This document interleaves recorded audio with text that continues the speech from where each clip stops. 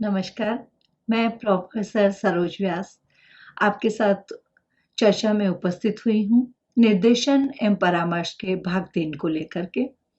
आज के इस व्याख्यान में हम चर्चा करेंगे परामर्शदाता किसे कहते हैं, परामर्श प्रार्थी कौन होता है, परामर्शदाता की चारित्रिक विशेषताएं कौन-कौन सी है, परामर्शदाता में विद्यमान गुणों पर।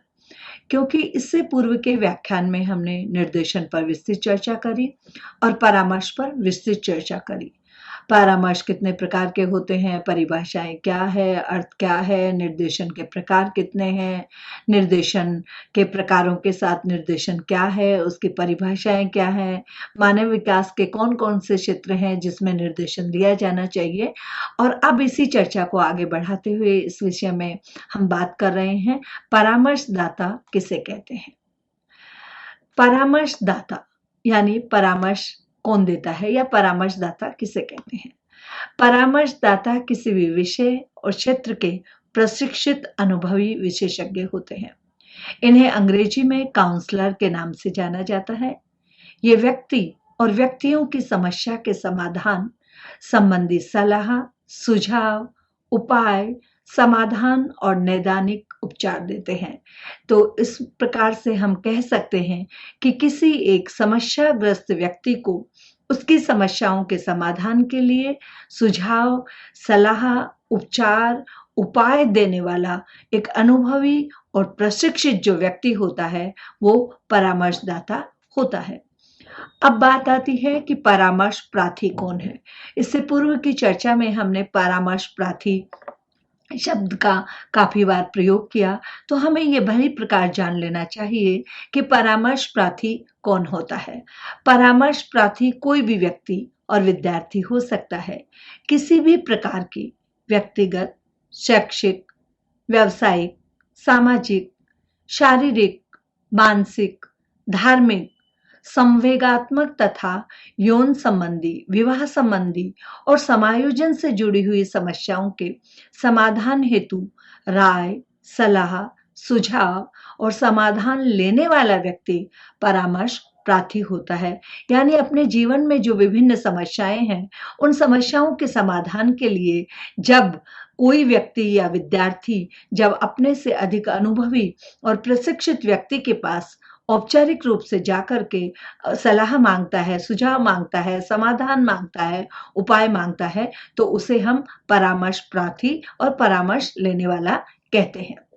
अब हम बात करेंगे कि परामर्शदाता, हमने बात तो कर ली कि परामर्शदाता कौन होता है, लेकिन परामर्शदाता की चारित्रिक विशेषताएं क्या होनी चाहिए, इस पर चर्चा कर लेना बहुत ही आवश्यक है। उच्च बौद्धिक क्षमता होनी चाहिए। किसमें? परामर्शदाता में। परामर्शदाता जो है वो उच्च बौद्धिक क्षमता वाला होना चाहिए, क्योंकि उसे अनेक समस्याओं से ग्रसित, मानसिक रूप से, शारीरिक रूप से, सामाजिक रूप से, वैचारिक तौर पर विभिन्न प्रकार की समस्याओं, उलझनों, द्वंद्वों, कुंठा, अवसाद से दबे हुए व्यक्ति की का को परामर्श देना होता है, उसकी काउंसलिंग करनी होती है। तो परामर्शदाता जो है उसके चरित्र की विशेषता होनी चाहिए कि वो उच्च बुद्धि लब्धि वाला होना चाहिए, ताकि वो अपनी तार्किक वो अपने तर्कों से किसी की आवश्यकता जिसको है या जो जिसकी जरूरत है उसका मार्गदर्शन कर सके, उसे परामर्श दे सके। फिर व्यक्तियों के साथ सहानुभूतिपूर्ण व्यवहार होना चाहिए। परामर्शदाता की चारित्रिक विशेषता होनी चाहिए कि वो सभी व्यक्तियों के साथ सहानुभूतिपूर्ण व्यवहार करे, क्योंकि कोई भी जो आप परामर्शदाता के पास जो परामर्श प्रार्थी आ रहा है, वो कहीं ना कहीं मानसिक रूप से, शारीरिक रूप से, बौद्धिक स्तर पर तनाव में है, कुंठा में है, अवसाद में है। ऐसे में वो उस व्यक्ति की बात सुनना चाहेगा जो उसके साथ सहानुभूतिपूर्ण व्यवहार करे। परामर्शदाता को शांत चित्त वाला होना चाहिए, स्थिर मस्तिष्क वाला होना चाहिए और समायोजित व्यक्तित्व वाला होना चाहिए, क्योंकि ये गुण जब उसमें विद्यमान होंगे, ये चारित्रिक विशेषताएं जब उसमें विद्यमान होगी, तब वह अन्य लोगों की सहायता कर पाएगा। सामाजिक और आर्थिक दशाओं एवं उनके प्रभाव का उचित ज्ञान होना चाहिए। जो भी परामर्श दे रहा है, परामर्शदाता की चरित्र की विशेषता होनी चाहिए कि उसे समाज में क्या चल रहा है, सामाजिक चाल चलन क्या है, समाज की क्या आवश्यकताएं हैं, समाज के क्या नीति नियम है, निर्देश है, सिद्धांत है, इनका और आर्थिक दशाओं का भी उसको ज्ञान होना चाहिए, क्योंकि उसके प्रभाव का उचित ज्ञान नहीं होने से वह पूरी तरह से परामर्श लेने वाले को संतुष्ट नहीं कर पाएगा। व्यवसाय की शर्तों का पूर्ण ज्ञान होना चाहिए। इससे पूर्व के व्याख्यान में हमने बात करी थी व्यावसायिक परामर्श की, तो व्यावसायिक परामर्श देने के लिए व्यवसाय की शर्तों का पूर्ण ज्ञान होना भी परामर्शदाता की चारित्रिक विशेषता के अंतर्गत आता है। परामर्श प्रार्थी को प्रेरणा देने की योग्यता होनी चाहिए। देखिए, जो परामर्श प्रार्थी है वो कहीं ना कहीं अपनी समस्या को लेकर के परामर्शदाता के पास आता है, और परामर्शदाता में इतनी योग्यता होनी चाहिए कि वो अपने बातों से, अपने सुझावों से, अपनी सलाह से, अपने उपचार से वो परामर्श प्रार्थी को प्रेरित कर सके। साथ ही साथ व्यक्तिगत एवं सामाजिक संबंध स्थापित करने की योग्यता होनी चाहिए। यानी किस प्रकार से व्यक्तिगत, एक व्यक्ति का अन्य व्यक्ति के साथ और एक व्यक्ति का समाज के साथ किस प्रकार से संबंध स्थापित हो सकता है। मनुष्य एक सामाजिक प्राणी है, कह रहे हैं हम, और ये सत्य भी है, लेकिन उसको सामाजिक होने के लिए उसमें विभिन्न गुण होने चाहिए, चारित्रिक विशेषताएं होनी चाहिए। तो ऐसी व्यक्तिगत एवं सामाजिक संबंध स्थापित करने की योग्यता परामर्शदाता में अवश्य होनी चाहिए। हम विद्यालयों की बात कर रहे हैं, महाविद्यालयों की बात कर रहे हैं, और साथ ही साथ हम विश्वविद्यालयों की बात कर रहे हैं। ऐसे में सबसे आवश्यक है कि जब परामर्श देने वाला व्यक्ति जो है, परामर्शदाता है, उसे कक्षा कक्ष की परिस्थितियों और शिक्षण के उत्तरदायित्वों का भी ज्ञान होना चाहिए। कक्षा कक्ष की विभिन्न परिस्थितियों, कक्षा कक्ष में अनेक प्रकार की परिस्थितियां आती हैं।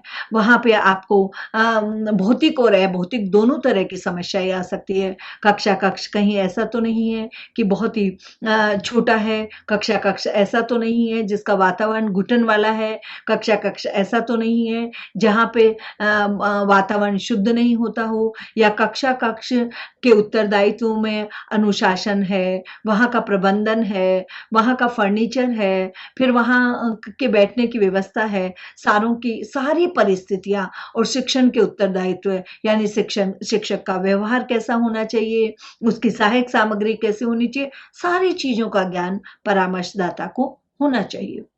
व्यक्तियों के साथ सहकारिता के आधार पर कार्य करने की योग्यता होनी चाहिए। परामर्शदाता के चरित्र में ये विशेष गुण होना चाहिए कि उसे पता होना चाहिए कि व्यक्तियों के साथ, सबके साथ समायोजन के साथ, सामंजस्य के साथ, सहकारिता के साथ, सहयोग के साथ, सहभागिता के आधार पर कार्य करने की योग्यता उसमें होनी चाहिए। तो ये जो हमारे हैं, ये परामर्श जो हमारा दाता है, उस परामर्श दाता में किस प्रकार के उसके चारित्रिक गुण होना चाहिए, ये हमें जान लेने की बहुत ज्यादा आवश्यकता है। और इसी में जब हम आगे बात करेंगे तो आगे हम बात करेंगे कि परामर्शदाता में विद्यमान गुण। ये तो थी चारित्रिक विशेषताएं। कुछ विशेषताएं चरित्र में होती है और कुछ गुण होते हैं। उन गुणों पर भी हमें विस्तार से चर्चा करने की इस व्याख्यान में आवश्यकता है। शिक्षा की प्रक्रिया में परामर्शदाता का पद बहुत ही महत्वपूर्ण है। शिक्षा के क्षेत्र में दिन प्रतिदिन परिवर्तन हो रहे हैं और विज्ञान एवं तकनीकी के इस युग में उसमें नवीनता लाने का प्रयास जारी है। ऐसी स्थिति में परामर्शदाता को भी स्वयं के कार्यों में निपुणता लाना आवश्यक हो जाता है, क्योंकि वह विद्यालय में अहम भूमिका का निर्वाह करता है। यहाँ जो केवल शिक्षक है, शिक्षक भी एक तरह से निर्देशक है, परामर्शदाता है, लेकिन परामर्शदाता जो है वो प्रशिक्षित है और अनुभवी है। तो ऐसे में उसकी जो उसका पद है वो बहुत महत्वपूर्ण है, और वर्तमान परिस्थितियों के अनुसार उसके गुण होने चाहिए। प्रत्येक के जीवन में परामर्श आवश्यक है। न्यायालय और सरकार द्वारा भी विद्यालय, महाविद्यालय और विश्वविद्यालयों में अनुभवी तथा प्रशिक्षित परामर्शदाता की नियुक्ति को अनिवार्य कर दिया गया है। व्यक्तिगत, व्यावसायिक तथा सामाजिक स्तर पर परामर्शदाता में कुछ गुण होने चाहिए और वो गुण कौन से होने चाहिए, इस पर हम आगे चर्चा करते हैं। जब हम गुणों की बात करेंगे, हम चर्चा करेंगे कि परामर्शदाता के गुण कैसे होने चाहिए, तो मैंने इन्हें 3 भागों में विभाजित किया है और उन 3 भागों में जो मैंने आपके साथ मैं विचार-विमर्श करूँगी, उसमें है व्यक्तिगत गुण, व्यावसायिक गुण और सामाजिक गुण। ये 3 प्रकार के गुण परामर्शदाता में विद्यमान होने चाहिए और सबसे पहले हम बात कर रहे हैं व्यक्तिगत गुणों की, कि परामर्शदाता के में व्यक्तिगत गुण कौन-कौन से होने चाहिए। व्यक्तिगत गुणों की जब चर्चा करते हैं तो सबसे पहला आता है, देखिए, आकर्षण। मनुष्य एक सामाजिक प्राणी है, मनुष्य संवेदनशील है, मनुष्य में संवेग है, तो मनुष्य जो है वो सबसे पहला जो होता है ना, कि आप कहने में भी आता है कि प्रथम प्रभाव, फर्स्ट जो इम्प्रेशन होता है वो बहुत मायने रखता है और ऐसे में परामर्श जो दाता है उसका व्यक्तित्व आकर्षक व्यक्तित्व होना चाहिए। आकर्षक व्यक्तित्व सभी पर अपना प्रभाव छोड़ता है। व्यक्तित्व का तात्पर्य शारीरिक सुंदरता से नहीं है, अपितु इसका तात्पर्य है कि परामर्शदाता का आत्मविश्वास, उसकी वेशभूषा, उसका चाल ढाल, उसके बात करने का ढंग उचित तथा उसके पद की गरिमा के अनुकूल होना चाहिए। मैं आकर्षक व्यक्तित्व में पुनः एक चीज आप लोगों के साथ को कह देना चाहती हूँ, बता देना चाहती हूँ, आपके साथ साझा करना चाहती हूँ कि देखिए, रंग रूप या हमारी जो शारीरिक संरचना है वो व्यक्ति के अपने हाथ में नहीं होती है, लेकिन हमारा आत्मविश्वास, हमारी वेशभूषा, हमारी चाल ढाल और हमारी बात करने की का ढंग, हमारे शब्दों के का चयन, ये हम पर निर्भर करता है। तो जो परामर्शदाता के व्यक्तिगत गुणों की जब हम बात करेंगे तो उसका जो उसके पद के की गरिमा के अनुसार उसका व्यक्तित्व आकर्षक होना चाहिए। आकर्षक व्यक्तित्व के साथ साथ परामर्शदाता में जो गुण है उनमें बात करते हैं हम उत्तम स्वास्थ्य की। प्रसिद्ध दार्शनिक और प्रकृतिवाद के जो हमारे प्रकृतिवाद जिनका जाना जाता है, या प्रकृतिवाद के जो हमारे दार्शनिक रहे हैं प्लेटो, उनके अनुसार कहा गया है कि स्वस्थ मस्तिष्क के लिए स्वस्थ शरीर का होना आवश्यक है। परामर्शदाता का स्वस्थ होना बहुत ही आवश्यक है। स्वस्थ रहने के साथ वह अपने उत्तरदायित्व को उचित प्रकार से संपन्न कर सकता है। अतः परामर्शदाता को अपने स्वास्थ्य का पूरा ध्यान रखना चाहिए, क्योंकि परामर्शदाता का दायित्व परामर्श प्रार्थी के स्वास्थ्य का ध्यान रखना भी है। जब आप स्वस्थ होंगे तब आप दूसरे के स्वास्थ्य का ध्यान रख पाएंगे और परामर्शदाता जो है उसका अपने स्वास्थ्य का विशेष ध्यान रखना बहुत ही आवश्यक है।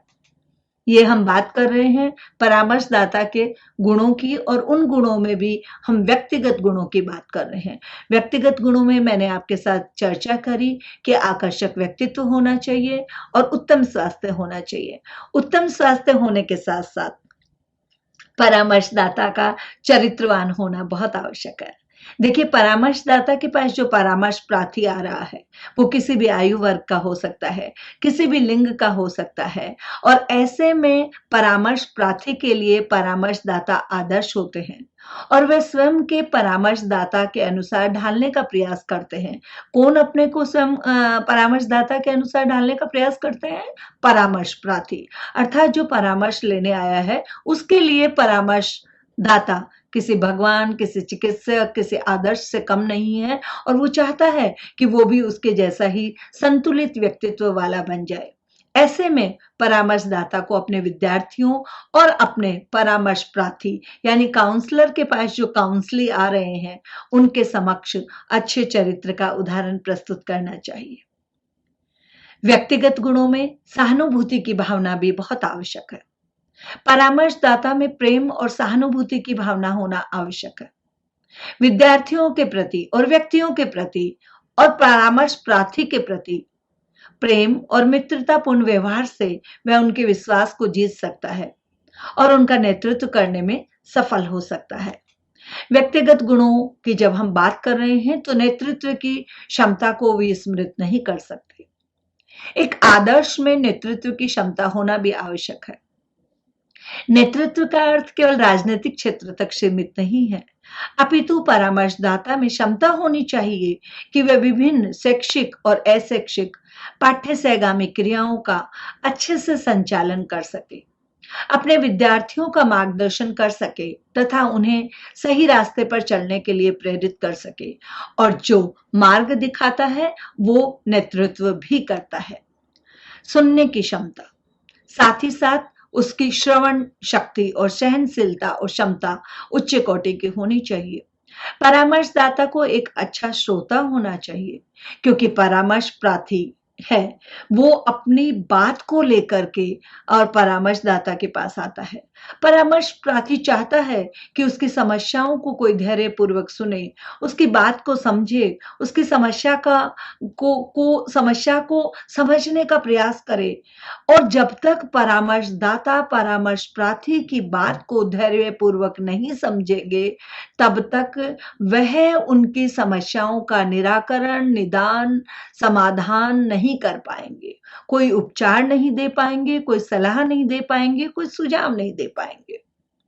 ऐसे में बुद्धिमत्तापूर्ण सुनने की कला का होना अति आवश्यक है। सिर्फ निष्क्रिय होकर सुनना उचित नहीं, सक्रियता और बुद्धिमत्तापूर्ण ढंग से सुनना और प्रार्थी के साथ भागीदारी निभाना बहुत ही आवश्यक है, क्योंकि तभी परामर्श लेने जो व्यक्ति आया है वो अपनी बात को भली प्रकार से कह पाएगा और उसे लगेगा कि नहीं, उसकी बात को सुना जा रहा है। संवेगात्मक संतुलन, मनुष्य में संवेग होते हैं और संवेगात्मक संतुलन का होना बहुत है। अब आप सोच रहे होंगे कि यह संवेग क्या है। हर्ष, विषाद, दया, करुणा, ममता, क्रोध, ये सारे जो है मनुष्य में स्वाभाविक संवेग होते हैं, और इन स्वाभाविक संवेगों में संतुलन होना बहुत आवश्यक है। आप लोग, एक उदाहरण से मैं आपको भली भांति समझाने का प्रयास करूंगी। आप लोगों ने देखा होगा, आप भी हो सकते हैं, आपके अभिभावक भी हो सकते हैं, और आपके दादा दादी, नाना नानी, रिश्तेदार भी हो सकते हैं। आपने देखा होगा कि घर में अक्सर महिलाएं ज्यादा संवेदनशील होती हैं, ऐसा विभिन्न अध्ययनों में से भी स्पष्ट हो चुका है। महिलाएं और पुरुष भी हो सकते हैं। आपने देखा होगा कि कभी कभी किसी पिक्चर को देखते हुए, किसी फिल्म को देखते हुए, किसी सीरियल को देखते हुए, या किसी अड़ोस पड़ोस या किसी दर्दनाक उसको घटना को देख करके रो पड़ती हैं, भावुक हो जाती हैं।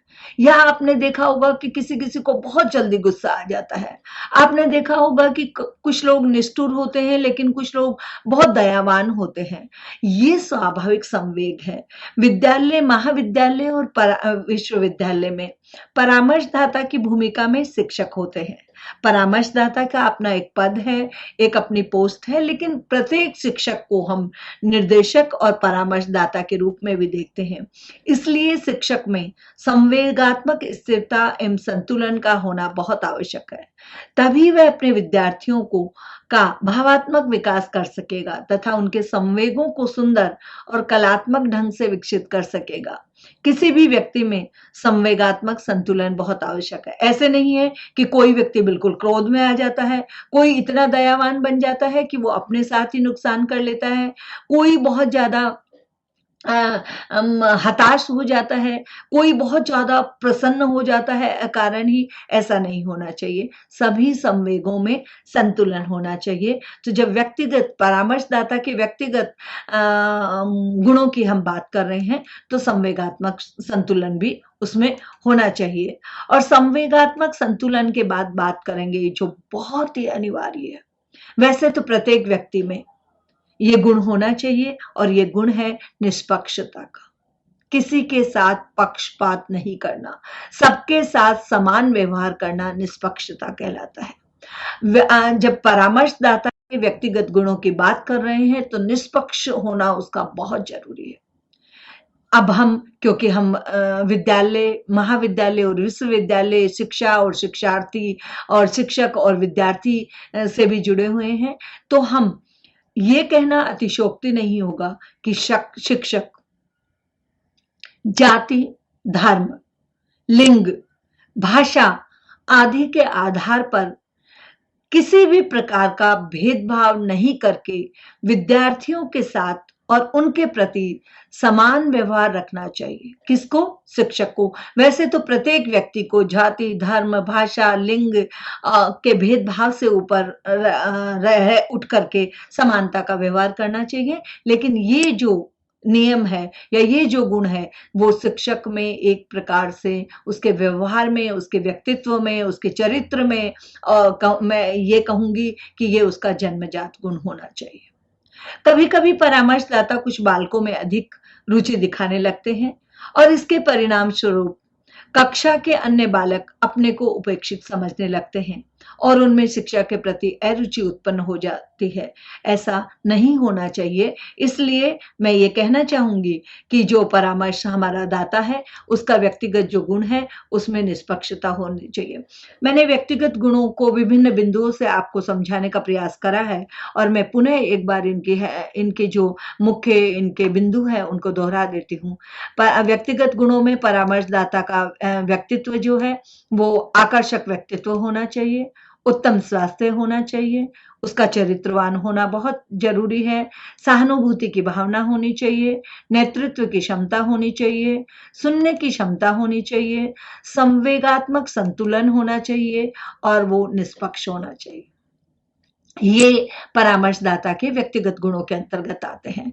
दूसरा हमारा जो मैंने इनको विभाजित किया था व्यक्तिगत गुणों, व्यवसायिक गुणों और सामाजिक गुणों में, तो अब हम दूसरे नंबर पे चर्चा करेंगे व्यवसायिक गुणों की। व्यवसायिक गुण, परामर्शदाता के व्यवसायिक गुणों में सबसे बड़ी बात है कि वो विषय में पारंगत होना चाहिए। विषय में आप परामर्शदाता का अपने विषय पर पूर्ण अधिकार होना चाहिए। विषय का संपूर्ण ज्ञान होने पर ही विषय से संबंधित शंकाओं का, उनकी समस्याओं का निराकरण करने में वो सफल हो सकेगा तथा उसका विश्वास प्राप्त कर सकेगा। किसका? परामर्श प्रार्थी का विश्वास प्राप्त कर सकेगा। विषय के ज्ञान के अभाव में कोई भी व्यक्ति एक सफल परामर्शदाता नहीं बन सकता। अब आप यहाँ विषय, किसी एक विषय की बात नहीं कर रहे हैं। विषय का मतलब है क्षेत्र। यदि कोई व्यक्ति शैक्षिक परामर्शदाता है तो उसको शिक्षा के संबंध में वो पारंगत होना चाहिए। यदि कोई व्यक्ति शारीरिक समस्याओं से संबंधित उसमें है, मनोवैज्ञानिक उसका है, या यौन संबंधी है, या विवाह संबंधी है, यानी जो भी उसका क्षेत्र है, जो भी उसका एरिया है, जो भी उसका विषय है, उसमें उसका पारंगत होना बहुत जरूरी है। क्योंकि जब परामर्शदाता को अपने विषय का अधिकार होगा तभी वो परामर्श प्रार्थी के शंकाओं का और समस्याओं का निराकरण कर सकता है। व्यावसायिक प्रशिक्षण, व्यावसायिक जो गुण है उसमें परामर्शदाता का व्यावसायिक प्रशिक्षित होना बहुत जरूरी है। आज का युग विज्ञान का युग है। शिक्षा के क्षेत्र में निरंतर परिवर्तन होते रहते हैं। परामर्शदाता को शिक्षा के क्षेत्र में होने वाले परिवर्तनों की जानकारी होनी चाहिए। परामर्शदाता को नवीनतम शिक्षण विधियों का भी ज्ञान होना चाहिए, जिससे वे विद्यार्थियों की रुचि और योग्यता के अनुरूप शिक्षण विधि का प्रयोग करके उनकी बुद्धि का अधिक विकास करे। इसको हम एक उदाहरण से समझ रहे हैं। 2020 मार्च से लेकर के आज 2022 तक कोरोना का कहर चल रहा है और शिक्षा, बिल्कुल ये कहना गलत नहीं होगा कि शिक्षा बिल्कुल हाशिए पर चली गई है। हम ऑनलाइन एजुकेशन में आ गए हैं। तो यदि ऑनलाइन एजुकेशन में किसी व्यक्ति या विद्यार्थी को जो ऑनलाइन के माध्यम से, विभिन्न उपकरणों के माध्यम से, विभिन्न जो आपके प्लेटफॉर्म है उनके माध्यम से और विभिन्न चैनलों के माध्यम से आपको यदि कक्षा लेने में या उद्बोधन देने में असुविधा हो रही है तो जो परामर्शदाता है उसको उसका पूरा ज्ञान होना चाहिए, यानी वो व्यावसायिक प्रशिक्षण लिया हुआ होना चाहिए। पाठ्य सहगामी क्रियाओं में रुचि होनी चाहिए। परामर्शदाता के व्यावसायिक गुणों की जब बात कर रहे हैं तो परामर्शदाता को पाठ्य सहगामी क्रियाओं में रुचि होनी चाहिए। क्योंकि उसे रुचि होगी तब वो अन्य की समस्याओं का समाधान कर पाएगा।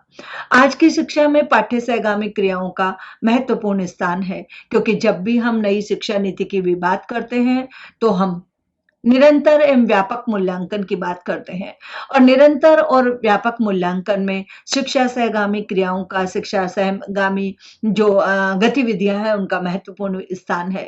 विद्यार्थियों के सर्वांगीण एवं विकास, बहुमुखी विकास के लिए आवश्यक है कि वे पढ़ाई के साथ साथ पाठ्य सहगामी क्रियाएं जैसे खेलकूद, स्काउटिंग गाइडिंग, एनसीसी, एनएसएस, वाद विवाद प्रतियोगिताएं, सांस्कृतिक कार्यक्रमों आदि में भी भागीदारी निभाए, आदि में भी हिस्सा ले। अतः परामर्शदाताओं को भी इन क्रियाओं में रुचि लेनी चाहिए तथा उनके संगठन एवं संचालन में अपना पूर्ण योगदान देना चाहिए। प्रयोग एवं अनुसंधान में रुचि।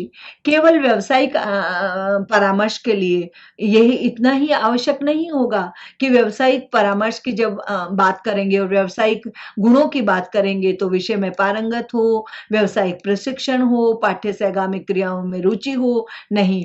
इसके साथ साथ बहुत ही आवश्यक है कि प्रयोग एवं अनुसंधान में भी रुचि हो। शिक्षा में प्रयोग और अनुसंधान का महत्व दिन प्रतिदिन बढ़ता जा रहा है। यदि शिक्षा में नवीन प्रयोग नहीं होंगे और अनुसंधान नहीं किए जाएंगे तो हम गुणवत्ता की बात नहीं कर पाएंगे। शिक्षा में गुणवत्ता लाने के लिए, शिक्षा में प्रगति लाने के लिए, शिक्षा का एक स्तर पर विकास करने के लिए अनुसंधान और प्रयोग बहुत आवश्यक है। हमारे देश में तेजी से अनुसंधान हो रहे हैं। ऐसे में परामर्शदाता को अपने शिक्षण में सुधार लाने के लिए, अपने परामर्श शैली में सुधार लाने के लिए नित्य प्रतिदिन नवीन जो अनुसंधान है उन्हें करते रहना चाहिए, तभी वह अपने शिक्षण को प्रभावशाली बनाने में सफल हो सकेगा। अब हम बात करेंगे परामर्शदाता के सामाजिक गुणों की। मनुष्य एक सामाजिक प्राणी है। व्यक्ति समाज में जन्म लेता है और अपना जीवन व्यतीत करता है। अतः परामर्शदाता में सामाजिक गुण जैसे प्रेम, दया, सहयोग, सहानुभूति, सहनशीलता, धैर्य आदि का होना बहुत आवश्यक है। इससे उसमें सामाजिक समझदारी का विकास होगा और यह परामर्श में सहायक रहेगा। अब सामाजिक गुणों को कुछ बिंदुओं के माध्यम से समझ लेते हैं। समाज की संस्कृति तथा मूल्यों में आस्था। परामर्शदाता की अपने समाज की संस्कृति और मूल्यों में आस्था होनी चाहिए। परामर्शदाता समाज की संस्कृति, उसके मूल्यों, आदर्शों में आस्था रखने वाला व्यक्ति होना चाहिए, तभी वह व्यक्तियों को और विद्यार्थियों को समाज की सांस्कृतिक परंपराओं और मूल्यों से परिचित करा सकेगा। साथ ही उसे संस्कृति के संरक्षण और संवर्धन तथा उसमें विकास और प्रसार के लिए प्रेरित कर सकेगा। लेकिन इन सबको करने के लिए पहले उसे खुद को इसके लिए दक्ष होना पड़ेगा। दूसरों के साथ अच्छे संबंध। देखिए, हम सामाजिक गुणों की बात कर रहे हैं और हमने कहा कि मनुष्य एक सामाजिक प्राणी है। सामाजिक प्राणी है कि एक या एक से अधिक व्यक्तियों का समूह है। अगर हम समाज की संक्षिप्त परिभाषा की बात करते हैं तो हम कहते हैं कि जो समाज क्या है, एक या एक से अधिक व्यक्तियों के समूह को हम समाज कह देते हैं। दूसरों के साथ अच्छे संबंध। परामर्शदाता को विद्यार्थियों, सहयोगियों, परामर्शदाताओं, प्रधानाध्यापक, अभिभावक तथा अन्य कर्मचारी वर्ग के साथ अच्छे संबंध बनाए रखने के लिए प्रयत्नशील होना चाहिए। विद्यार्थियों के प्रति उसका व्यवहार मित्र, सुधारक, निर्देशक तथा मार्गदर्शक का होना चाहिए। अपने सहयोगी परामर्शदाताओं के प्रति उनका व्यवहार संतुलित, प्रेम और सहयोगपूर्ण होना चाहिए। तो इस प्रकार से जो परामर्शदाता है वो तभी अपने सामाजिक गुणों का विकास कर सकेगा। तो आज की इस चर्चा में जो हमने विचार विमर्श किया, चर्चा किया, या मैंने अपने जो अनुभव से आपके साथ साझा किया, वो आज के इस व्याख्यान में हमारा जो निर्देशन एवं परामर्श का भाग 3 था उसमें हमने चर्चा करी। परामर्शदाता किसे कहते हैं, परामर्श प्रार्थी कौन होता है, परामर्शदाता की चारित्रिक विशेषताएं क्या है, और परामर्शदाता में विद्यमान गुण कौन से होने चाहिए। और जब हमने गुणों की विस्तृत चर्चा करी तो हमने कहा व्यक्तिगत गुण, व्यवसायिक गुण और सामाजिक गुण। मैं अपेक्षा करती हूँ कि ये जो मेरा उद्बोधन है, ये व्याख्यान है, इससे आप परामर्श के बारे में और भली प्रकार से समझ पाएंगे और इसी चर्चा को हम आगे की व्याख्यान श्रृंखलाओं में आगे बढ़ाएंगे, इस अपेक्षा के साथ कि आप इस ज्ञान को, मेरे अनुभव को आत्मसात कर रहे हैं। मैं अपनी वाणी को विराम देती हूँ। धन्यवाद। नमस्कार।